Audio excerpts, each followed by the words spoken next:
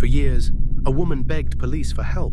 She said someone was stalking her, threatening her, breaking into her home, watching her from outside at night.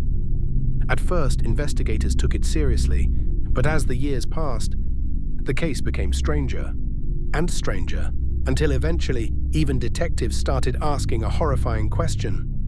What if none of it was real? Then in 1989, the woman was found dead, bound, drugged, and strangled.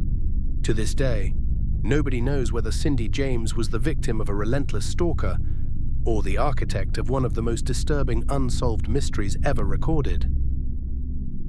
Some mysteries are frightening because of what we know. This one is frightening because of what we don't. Because the deeper you go into the story of Cindy James, the less certain reality itself begins to feel. There are no clear villains here, no definitive evidence, only years of fear, and a woman whose life slowly became consumed by paranoia, terror, and isolation. And even now, decades later, people still cannot agree on what actually happened to her.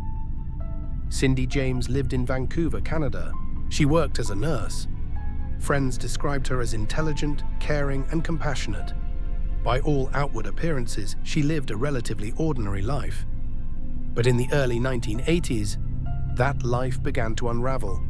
After separating from her husband, Cindy started reporting disturbing incidents. Anonymous phone calls, threatening messages, someone lurking outside her home.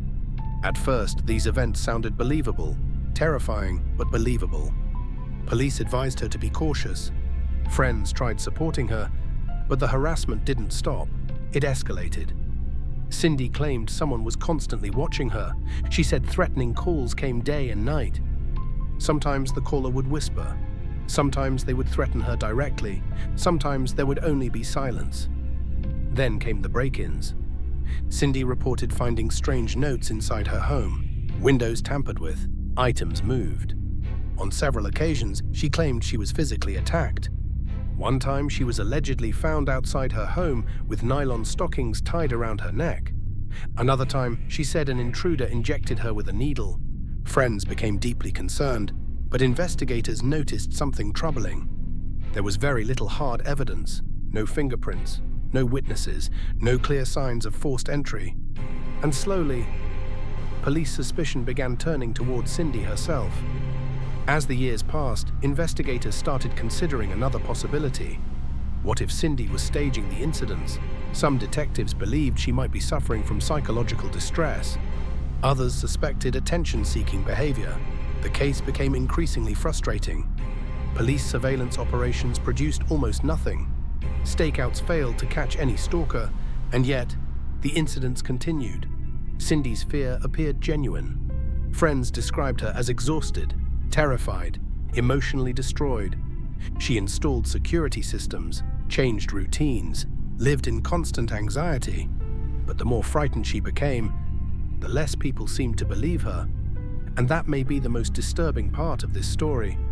Because if someone was targeting her, then she was slowly being abandoned by the very people meant to protect her. Over time, the incidents became even stranger. Cindy reported fires being set, threatening messages spray-painted around her property, dead animals appearing outside. On one occasion, she was reportedly found semi-conscious in a ditch, her hands and feet bound. Again, there was confusion. Why would an attacker repeatedly target her, yet leave behind almost no evidence? Investigators were trapped between two deeply unsettling possibilities.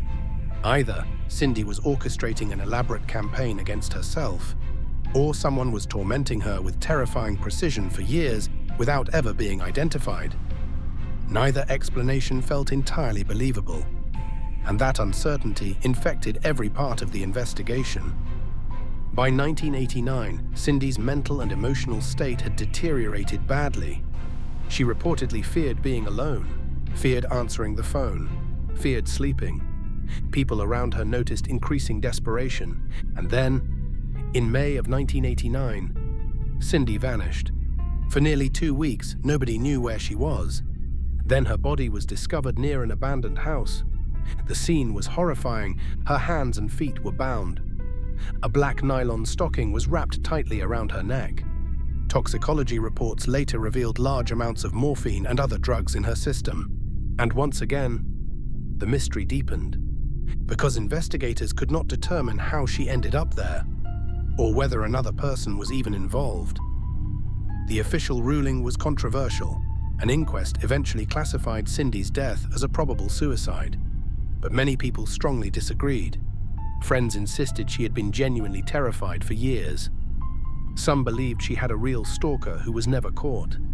Others think Cindy may have suffered from severe psychological illness and unintentionally created the nightmare around herself. But there are problems with both explanations. If it was suicide, how did she bind herself so completely? Why stage such an elaborate death? And if there was a stalker, how did they avoid detection for nearly a decade?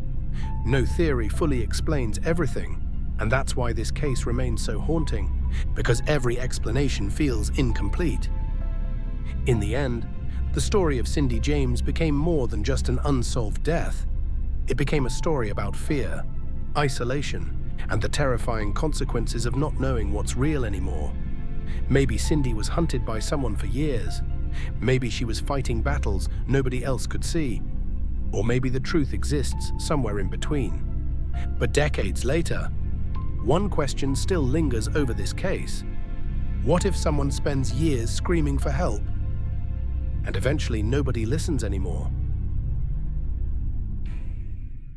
If this case stayed with you, you're not the only one.